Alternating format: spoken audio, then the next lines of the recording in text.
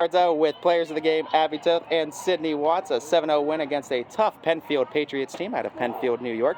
Sid, we'll start with you. You looked your normal self in the circle, 18 strikeouts today and really just dominating in those later 3 innings too. Talk to me about where your control was, how you kind of battled through maybe some early issues with that walk, couple hits too, but you really settled in later in the game. I had a problem at the beginning of the game a little bit, like knowing what I want to throw, and I feel like I got more control of my pitches as the game went on.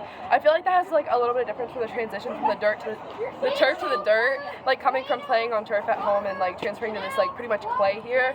It like kind of like slow downs my drag, so like I'm like staying back a little bit more, and I feel like just like the more I pitched on it, the longer like I got my mechanics back to where they're supposed to be. How about your outfielders too, Mia Jorge and Kayliana Ray, making some great catches out there for you? When you know that you can't always be perfect, so when they do put it in the contact, put it in the outfield, when you got players like that making plays for you, how does that make you feel as a pitcher? It makes me feel great. It just like kind of boosts my confidence knowing like I have them behind me, so like if I do hang a pitch, it's not like it's the end of the world. Like they're going to be there to back me up, and even like when we come in, I know our batters are going to be able to hit.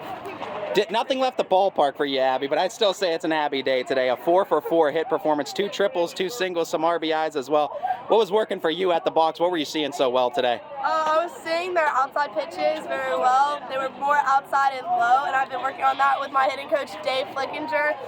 Before we came down to Myrtle, I went to him and I worked on everything because we didn't know what we were going to be getting here in Myrtle Beach. I'm impressed with you too, being able to bat in the 3-hole too as just a sophomore. You've made so much strides too after an already incredible freshman year. What did you work on to be able to be in that 3-hole, and what gives you the confidence to go up in that 3-hole and be able to produce for your team early on this season? From being in the 7th spot my freshman year, going into the 3rd spot really meant a lot to me. I've been working on my contact, and I've been working more on base hits, so because singles win games rather than a home run's nice, but a single could win the game more than a home run could. Who taught you to keep your hands up too when you have a ball coming in at the plate too? You took one off the noggin too. You got the hands up and you're able to keep yourself guarded. Well, I don't know. My dad was a football player, so maybe that does something with it. Sid, you talk about this win too. You guys are now 3-0 on the season, playing confidently. Another shutout for you. What do you guys go from here? We always go up from where we're at, but I feel like this is just like one step closer to where we want to be at the end of the season. Falcons, plenty of fun in the sun. A 7-0 win against the Penfield Patriots today.